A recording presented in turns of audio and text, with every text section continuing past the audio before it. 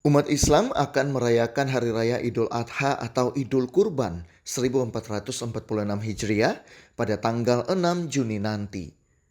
Setiap merayakan Hari Raya Idul Adha, umat Islam selalu diajak untuk meningkatkan nilai pengorbanan dan kesetiakawanan sosial kepada sesama.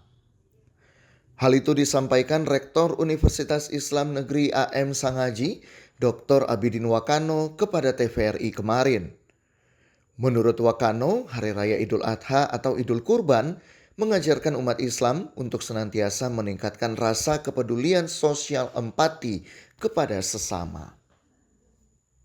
Semoga makna Idul Kurban kali ini semakin memperkuat ikatan-ikatan pertalian sejati atau silaturahim di antara sama kaum muslimin dan juga sesama seluruh masyarakat Maluku.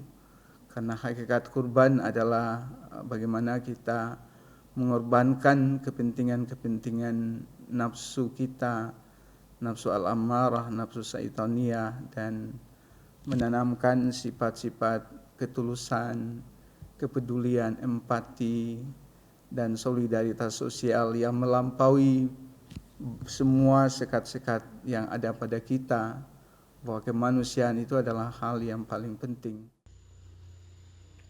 Selain meningkatkan solidaritas sosial umat Islam kepada sesama, hal penting dari Hari Raya Idul Adha adalah sebagai sarana untuk meningkatkan ketakwaan kepada Allah dan menjalankan segala perintahnya. Tim Liputan melaporkan.